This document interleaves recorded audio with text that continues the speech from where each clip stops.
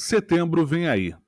E com ele, o medo de muitas famílias de que a chuva que a gente teve agora em maio, né, a enchente histórica que o Rio Grande do Sul enfrentou, seja registrada mais uma vez. Até porque, em setembro de 2023, nós tivemos aquela enchente no Vale do Taquari que assolou a região e tivemos uma repetição aí em proporções maiores agora no mês de maio. Bom, é importante salientar que muita gente faz alardes sem um conhecimento técnico. Mas, sendo bem franco aqui, aqui quem fala é o Alexandre, uma opinião pessoal, uma vez ocorrido, né, o fato, agora em maio, não há como se duvidar que isso volte a se repetir novamente agora em setembro. Até porque a gente sabe, historicamente, é um mês que chove em demasia. A grande vantagem é que as pessoas não vão ser pegas desprevenidas, né? Já se sabe dessa possibilidade. Mas não há como afirmar, não há nenhuma fonte 100% segura, nenhum técnico especialista no assunto que diga que a enchente vai ocorrer novamente. O medo das chuvas de setembro foi relatado, né, por muitos moradores, inclusive em uma das cidades mais atingidas, né, em Eldorado do Sul, vários moradores, um deles, o Vagayer da Silva Gonçalves, ele disse o seguinte, ó, a gente está aqui por falta de opção mesmo. O primeiro momento era de não querer voltar. Agora, conversando com os vizinhos, tem quem acha que não vai acontecer mais. Mas eu vou ficar um ano pagando as coisas que eu comprei aqui. Setembro pode ser que dê de novo e eu perco o que eu nem paguei ainda. Medo a gente tem. Se eu tivesse condição, acho que eu não voltaria passar por tudo isso aí de novo. Não tem como. E realmente não tem como. A gente vê claramente, né, que as pessoas elas estão com medo, medo, medo. Nada mais natural do que ter realmente ficar com medo de um trauma que as pessoas vão levar para a vida toda. Bom, em busca dessas respostas, né, até porque a gente não tem uma certeza se isso pode acontecer novamente, a gente buscou algumas fontes, né, o professor que faz essa análise, ele é da Universidade Federal do Rio Grande do Sul, Marcelo Dutra da Silva, ele é professor de ecologia, ele se dedica grande parte do tempo no estudo do comportamento das chuvas e dos efeitos das mudanças climáticas. Ele destacou que para entender o que aconteceu no Rio Grande do Sul em maio e o que pode acontecer agora em setembro, é preciso compreender o comportamento dos fenômenos climáticos que afetam o estado. Ele explicou que o El Niño é um nome que se dá para o fenômeno do aquecimento das águas do Oceano Atlântico na região equatorial, o que afeta o nosso continente a partir da chegada da umidade trazida pelos ventos, causando um corredor de umidade. O que se viu recentemente foi um superaquecimento destas águas, que ficou conhecido como Super El Niño, o que intensificou esse fenômeno. Este corredor de umidade sobrecarrega o continente e ele tenta fugir para o Oceano Pacífico, mas encontra a Cordilheira dos Andes e acaba retornando. Contudo, o que explica a gravidade das chuvas que atingiram o Rio Grande do Sul em maio deste ano é o fato de que este fenômeno foi combinado com outros fatores. Em razão do desmatamento e da redução da cobertura florestal na Amazônia, não houve resfriamento necessário do continente, o que levou à criação de uma bolha de calor, o que aumenta, sobretudo, a intensidade das chuvas. Esse é um processo normal, na verdade, não tem nada de diferente disso. A diferença é o fato de que ocorreu um aquecimento exagerado dessas águas oceânicas. Então, uma carga de umidade muito aumentada, somada com o fato de gente estar desmatando, né, da gente estar desmatando a Amazônia e o Cerrado, descaracterizando a paisagem, fez com que a gente não tivesse alguns resfriamentos necessários nesse contexto espacial, formando zonas de muito calor, intensidade de calor, e isso acaba inclusive prejudicando o que aconteceu nesse nosso último evento, que a massa de ar polar fria não consegue avançar.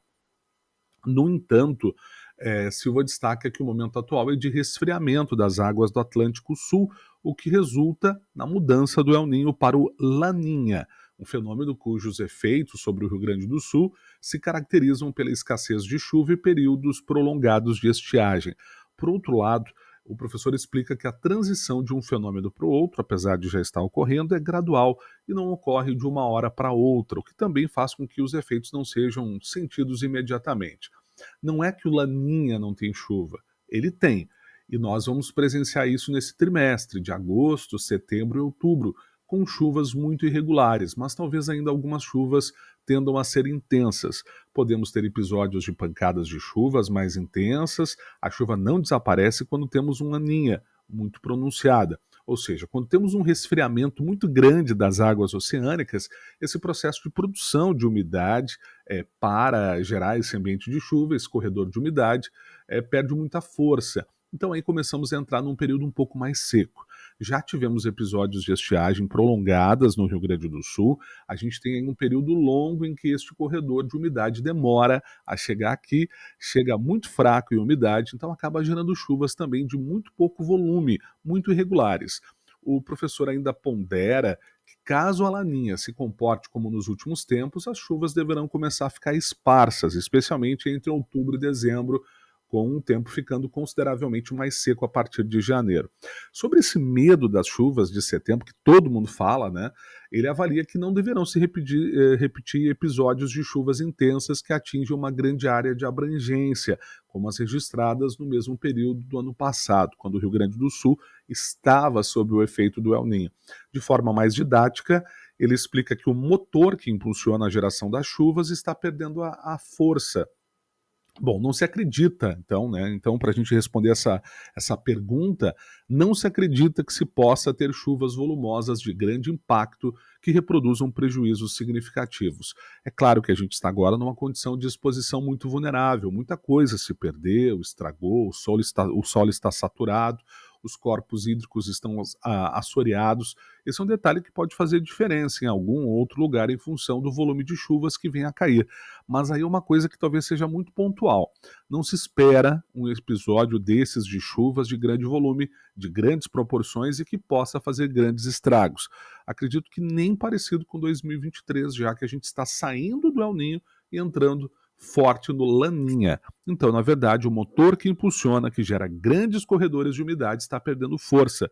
Por outro lado, ele destaca que outras regiões do Brasil, como Minas Gerais e o litoral do Rio de Janeiro, caracteriza-se por estarem expostas a chuvas de verão em períodos marcados pelo Laninha. Então, é uma opinião que a gente tem que considerar, claro, de especialistas, né, que viveram tudo isso e que estudam, se dedicam tempo no estudo desse tipo de situação.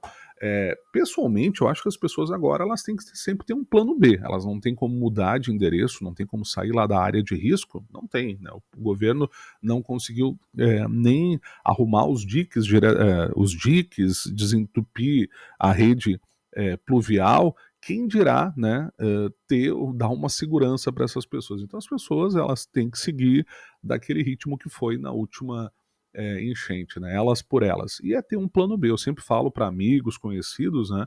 De ter um plano B para não perder tudo de novo, um caminhãozinho, um reboque, algo para tentar salvar aí o máximo de coisas possíveis se uma situação igual a essa se repetir. Até porque isso não é a maior parte das cidades. A gente viu aqui Canoas, Eldorado, São Leopoldo, Cachoeirinha, Porto Alegre, não é uma hora que acontece, às vezes demora 8 horas, né, para acontecer o evento. E é o que nos resta, não adianta também iludir as pessoas, dizer que nunca mais vai acontecer, porque a gente sabe que pode voltar a acontecer. Né? Isso, as obras que a gente está acompanhando recém estão sendo projetadas, isso é a médio e longo prazo. O sistema de proteção muito danificado, casa de bomba muito desatualizada da década de 70, onde já se viu, né, pegar água no motor parou de funcionar e aí o sistema colapsa e muitos dos alagamentos, né, foi porque as casas de bombas pararam, né? Eu acompanhei um caso ali da Rio Branco em Canoas, foi isso, a hora que começou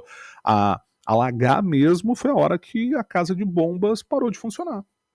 Né? Então, já se tem tecnologia em São Leopoldo lá, tem bombas subaquáticas que funcionam debaixo da água. Né? As nossas atuais molhou um pouquinho, já para de funcionar tudo, e aí não precisa dizer que a água entra como, né, um verdadeiro rio pelos bueiros, né? Então a gente precisa ficar atento, mas é claro, tem que ter todo um cuidado, né, para não divulgar, propagar fake news, informações sem nenhum tipo de conteúdo científico, né? Esse áudio eu entendo, tá? Até porque eu passei pela enchente, eu vivi a enchente, eu estive na enchente o tempo todo, né, e sei dos traumas que isso traz nas pessoas, mas também fazer disso, né, um motivo de alarde de tal forma de que é iminente, que vai acontecer sem uma avaliação técnica mais a fundo, realmente eu acho que até, de certa forma, uma irresponsabilidade. Para resumir, a gente tem que ficar atento, né, ter o plano B, né, não contar com a ajuda de governo, porque o governo mal consegue com ele, quem dirá cuidar da população. Mas também não há como a gente viver, né, nessa ânsia, nesse medo, nesse trauma, e aí tu não consegue aproveitar a tua vida da forma que tu gostaria, né, da forma que a gente deve aproveitar. A gente tem que ficar com o olho aberto, mas viver com terrorismo, viver angustiado o tempo todo, eu acho que também não é o caminho. Né? Que Deus nos proteja e que setembro que se aproxima seja um mês que tenha chuvas, porque a gente precisa de chuvas, mas não naquela proporção que a gente acompanhou nos últimos meses. Né? Eu vou trazer o áudio, né, desta senhora lá da Serra Gaúcha. Ela faz vários alertas, enfim, mas é importante que a gente tenha o máximo cuidado em absorver conteúdos que a gente escuta pelas redes sociais. Né? Tomara que ela não esteja certa, tomara que seja só um alerta mesmo e que a gente não seja surpreendido agora em setembro com os volumes de chuva que a gente teve no mês de maio. É o que os especialistas dizem, né? De que a gente não terá um outro episódio da mesma magnitude. Valente da Pátria, boa tarde. Aqui é Ana Inês Fachin, Movimento Bandeira dos Fortes, Asbrapa e Bento Brasil. Agora, 14 horas 22 minutos, 22 de agosto de 2024, em frente ao quartel 6º Becom Bento Gonçalves. O assunto é urgente, é grave, tem vidas em jogo, está acontecendo aqui no Rio Grande do Sul, mas diz respeito a todos nós brasileiros. Eu peço que tu preste bem atenção, entenda a tarefa, vidas estão em risco e dependem disso. Passe adiante esse áudio, que é o primeiro de 2. O segundo eu devo enviar nas próximas horas. Obrigada. Nós estamos na iminência de alto risco nos próximos dias ou horas de uma nova enchente no Rio Grande do Sul, que pode ser igual ou pior do que a de maio. Entenda a gravidade do problema e o que tu e eu temos que fazer imediatamente. Eu explico. Gaúchos e gaúchas, de todas as querências. Tu já deve ter te dado conta que setembro está aí, e é o mês das cheias de São Miguel aqui. No ano passado, apesar dos alertas meteorológicos, a população gaúcha foi surpreendida na noite de 3 de setembro com uma enchente assim avassaladora no Vale Taquari-Antas. Em maio desse ano, apesar dos alertas meteorológicos, de novo, a população gaúcha foi surpreendida com mais de 700 milímetros de chuva em apenas 3 ou 4 dias e uma enchente muito pior. Mais uma vez, a população de todo o país foi chamada a ajudar e o povo brasileiro ajudou. Bom, entre junho de 2023 e maio de 24, ou seja, 11 meses, aconteceram 10 eventos climáticos extremos no Rio Grande do Sul. E a enchente de maio escancarou a ineficácia do poder público estadual e federal em prevenir, evitar ou mesmo minimizar uma nova enchente extrema que de fato ocorreu em maio em 5 ondas. E ainda estamos recolhendo destroços, tem milhares de pessoas ainda sem nem onde morar. Tem chovido o inverno todo, a terra está encharcada. E o que vem sendo feito até agora de concreto pelo poder público para não haver novas enchentes aqui? Estudos, aliás, caríssimos, para obras caríssimas sobre possibilidades ou não de desassoreamento e dragagens de rios. O governo do estado lançou no dia 29 de julho um programa para municípios com prazo para recebimento de propostas de prefeituras até 27 de agosto e aí a divulgação dos 45 projetos selecionados só no dia 15 de setembro e a formalização burocrática disso até 6 de novembro. Ou seja, quando só então os tais 45 projetos selecionados vão poder iniciar seus trabalhos. Tá entendendo? Só que setembro tá chegando, é daqui 8 dias, tá? E as cheias de São Miguel, segundo engenheiros especialistas em hidrologia, hidráulica, geologia, geotecnia, pedologia, geomorfologia, licenciamento ambiental e agronomia com ampla experiência, já existe a previsão de uma nova enchente em setembro, que poderá, inclusive, superar de maio de 2024, sem que nenhuma obra efetiva de contingenciamento tenha sido concretizada. Certamente todos nós desejamos que as previsões estejam erradas, mas os especialistas alertam que se chover 300 milímetros em 3 ou 4 dias em setembro, agora, que é a média normal, em maio choveu mais de 700 milímetros, se chover só 300 milímetros, será o suficiente para termos a reprise da tragédia de maio desse ano. Além de colocar vidas em risco, se isso acontecer, o que restou da indústria gaúcha vai embora também. Não dá para a gente correr o risco de passar por tudo isso de novo pela terceira vez. É vital que tenhamos aprendido a lição. O povo pelo povo, nós temos que agir e não mais só reagir. Nós não podemos esperar pelo Estado, por alternativas que não vão chegar a tempo. A nossa referência precisa ser a ponte de Nova Roma. Assim, nós, cidadãos gaúchos, nós fomos em busca de um projeto de contingenciamento e enfrentamento a novas enchentes para ser executado de forma emergencial. Nós nos reunimos com engenheiros e técnicos experientes que compreenderam a missão e formataram em conjunto um projeto inspirado no modelo histórico e referencial da Ponte de Nova Roma, prevendo etapa emergencial, curto prazo, médio prazo e longo prazo, para nós podermos, de imediato, se não impedirmos uma nova enchente em setembro, pelo menos minimizar o seu impacto na população e nas empresas gaúchas. E este projeto foi feito, está pronto. A Associação Atlântica, que é uma entidade filantrópica sem fins lucrativos, foi escolhida para abrigar o projeto. Já está subscrito, inclusive, por várias entidades civis representativas do povo gaúcho e está conclamando gaúchos e gaúchos de todas as querências a agir com a sua força em favor desse projeto urgente que vem de baixo, vem do povo pelo povo. Tá? Nós temos poucos dias pela frente e nós precisamos executar a etapa emergencial imediatamente. Ela é eficaz, como são as grandes soluções, e é possível de ser executada em apenas 12 dias. E mais, essa etapa emergencial do projeto é um processo natural que devolve à Lagoa dos Patos e à Lagoa Mirim e ao Lago Guaíba o que lhes foi tomado pela ação humana lá atrás. Enquanto o Estado já gastou milhões e milhões em estudos para umas obras futuras, faraônicas, e pretende gastar muito mais, o projeto desta equipe competente, formada pela iniciativa do povo gaúcho, garante que a cota de inundação do Guaíba não passe de 3,5 metros, ou seja, abaixo do nível de inundação, que é a partir de 3,6 metros, num investimento, pasma, de apenas 7 milhões. Tá? A entidade que abriga o projeto já mostrou o projeto completo para diversas entidades representativas gaúchas, empresariais, profissionais liberais, deputados, tanto estaduais quanto federais, Câmara de Vereadores de Porto Alegre, órgãos ambientais, enfim, já é de domínio público. E se a etapa emergencial desse projeto natural, econômica e eficaz não for realizada a tempo, antes de uma enchente possível e iminente em setembro, ninguém poderá dizer que não tinha como prever ou que não tinha como fazer a tempo.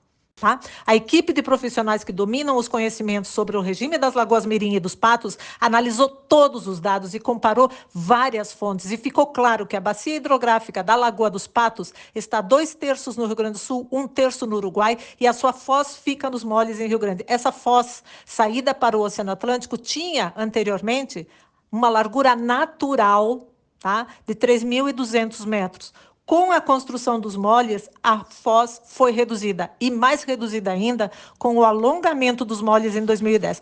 Hoje, daqueles 3.200 metros naturais de largura da foz original, sobram apenas 550 metros. Um estreitamento provocado artificialmente, não compensado, que a natureza está cobrando com juros. De alguma forma, esta compensação precisa existir. Sem isso, o problema não se extingue. Mas isso não significa dizer eliminar os moles, tá? De jeito nenhum, muito pelo contrário, e nem afetar a navegação. A equipe constatou também que a chuva na bacia da Lagoa Mirim não termina na divisa do Brasil com o Uruguai, como equivocadamente passou a ser considerado por outros pesquisadores até hoje. O fato é que esta imensa área também deságua na Lagoa dos Patos, em Pelotas, contribuindo para o represamento da água a montante da Lagoa dos Patos, que vem do Guaíba. Toda essa situação é agravada pelas elevações da maré do Atlântico, fato que ocorre em maio e junho, quando a corrente do litoral do Rio Grande do Sul passa a ter a direção sul-norte, e em agosto e setembro, quando a corrente muda para norte-sul. Esta elevação, por conta das marés, fica bem visível no litoral. A gente tem como ver, porque a faixa de areia na praia fica de mais ou menos 100 metros no verão e mais ou menos 50 metros no inverno. Também foram analisados 2 estudos feitos pelos alunos da FURG e pelo IPH da URGS. A equipe deste projeto concorda com os estudos dos alunos da FURG quando afirma que o prolongamento dos moles em 2010 aumentou a vazão de vazante na Lagoa dos Patos, e isso é muito grave, pois provoca a fuga de água doce para o mar nos períodos de seca prolongada. Também concorda com esse estudo, onde aponta que esta mesma obra provocou interferência relevante na distribuição de larvas, de peixes, crustáceos, etc. Porém, não concorda com o estudo do IPH-URGS no ponto em que ele afirma ser o vento quem inverteu o fluxo do Guaíba quando da tempestade Iecacã nas cheias de maio de 2022. Mas a equipe entende que a tempestade também teve influência no resultado do estudo, provocando a elevação da maré no Oceano Atlântico. Isso provocou o agravamento da enchente em Porto Alegre. E eles concordam ainda com o estudo dos alunos da URGS de que o assoreamento da bacia hidrográfica da Lagoa dos Patos provoca a redução do volume de água doce, prejudicando o equilíbrio do ciclo de vida dos peixes e agravando o efeito das chuvas extremas. A solução emergencial possível de ser executado a tempo, neste momento, é provocar o aumento da vazão de saída da Lagoa dos Patos com calha extravasora, que se abre assim que a água chega a 1 metro de altura acima do nível do mar, ficando aberta na vazão de enchente 24 horas por dia até que aconteça o equilíbrio da vazão nos moles.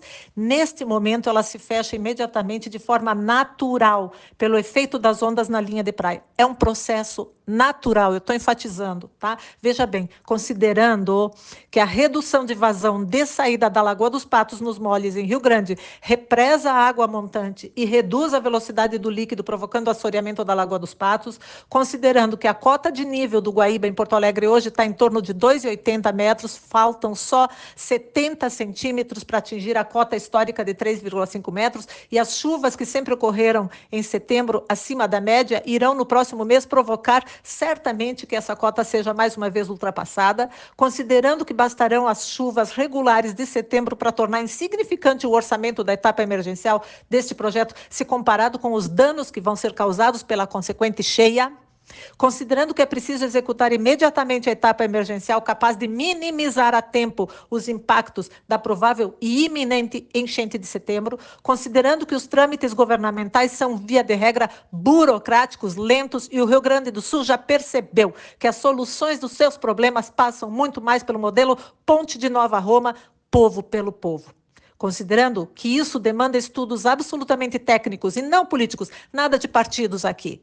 Vamos olhar isso com um olhar técnico, considerando ser este projeto em etapas de acordo com os prazos que se apresentam na natureza, considerando a Lei 9433 de 97, conhecida como a Lei de Recursos Hídricos, PNRH, que criou o Sistema Nacional de Gerenciamento, a qual tem dentre seus objetivos a segurança, a prevenção, a defesa contra eventos hidrológicos críticos de origem natural ou decorrentes de uso inadequado dos recursos naturais, bem como as demais legislações ambientais aplicadas para esse modelo, considerando que essa obra é uma necessária remediação ao status quo do canal original de deságue da Lagoa dos Patos, considerando a atual descrença que o povo já tem, porque enxerga toda a crise como uma oportunidade de desvio do erário público, considerando que as medidas apontadas até o presente momento pelos estudos do IPH se mostraram ineficazes, pois falharam em resolver o problema das enchentes, a natureza derrubou tudo o que foi feito,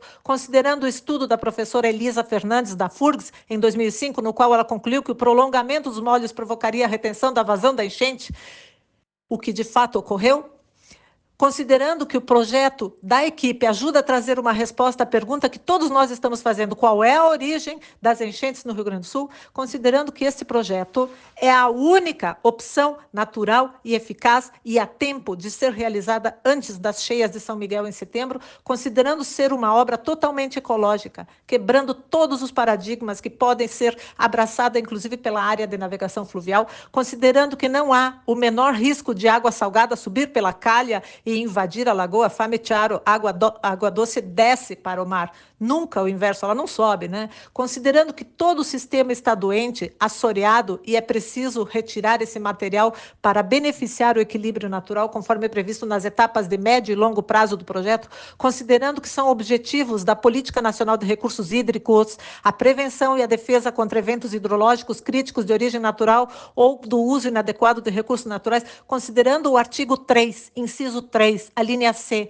inciso 9, da Lei Federal número 12.651, de 25 de maio de 2012, do Código Florestal Federal, e a legalidade deste projeto por tratar-se de utilidade pública e de interesse social, previstos pela Lei Federal número 13.651, 2012, do novo Código Florestal Federal, e o princípio fundamental da dignidade humana, previsto no artigo 1º da Constituição Federal de 88, é uma obrigação que nós temos de poupar a esse povo a repetição de todo o sofrimento ocorrido e que ainda está presente.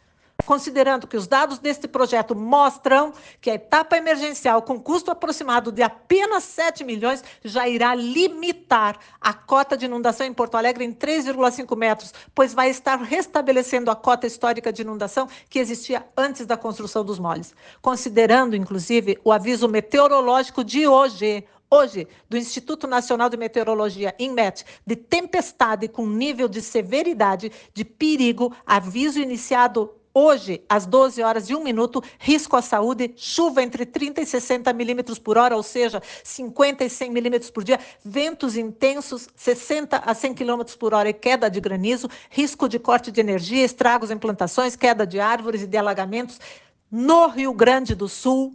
Chuvas moderadas fortes com eventuais trovoadas atuam na fronteira oeste, campanha sul, centro e Missões, com tendência de, nas próximas horas, essas instabilidades se deslocarem para as demais regiões. Nós precisamos compreender a urgência do projeto na sua etapa emergencial. E essa etapa prevê o seguinte: abertura de calha extravasora em São José do Norte, 4ª seção da Barra, 5 metros de largura por 700 metros de comprimento, custo R$ 1 milhão, tempo de execução 2 a 3 dias. Essa medida emergencial, ela não impede, mas ela minimiza o efeito das enchentes, aumenta a vazão da lagoa para o mar e retarda a enchente em Porto Alegre e cidades vizinhas. Diminui também a altura das águas que vão subir de forma mais lenta e gradativa. Tá? E afeta, sim, também já o Vale Taquariantas também. Tá? E o Vale dos Sinos. Abertura da calha extravasora ao sul de Bojuru, entre a praia e a BR-101, sem destruir a BR. São 500 metros de largura, 4 quilômetros de comprimento, custo 6 milhões, tempo de execução 12 dias. Essa medida emergencial tira muito da vazão, ainda não é suficiente para resolver todo o problema que está previsto nas etapas de curto, médio e longo prazo, mas reduz bastante o nível da Lagoa dos Patos. A quantidade de água vai eventualmente romper a BR-101, mas vai ser melhor isso do que os problemas na Grande Porto Alegre. Além da etapa emergencial, o projeto completo prevê execução na prática de obras a curto e médio e longo prazo. Boa parte já estão orçadas, que eu não vou detalhar aqui agora, tá? É muita coisa, mas eu já analisei, é muito bom e é enxuto diante do que se tem visto em planos de investimento no governo, só em estudos, são milhões, né? Aqui são pouquíssimos milhões, né? E o governo só em estudos, nem vou comentar. Então, Valente, tu também agora está ciente e precisa passar adiante essa informação. A etapa emergencial tem que ser executada imediatamente e nós temos que estar alerta. Com ou sem governo, o povo pelo povo, que foi o que nós aprendemos, é o modelo Ponte de Nova Roma. Assim que a entidade que abriga o projeto liberar, eu faço o segundo áudio. Se não houver investimento público, eu passo a conta da entidade e nós, povo pelo povo, faremos ela acontecer com ou sem governo, porque Deus é conosco. Amém.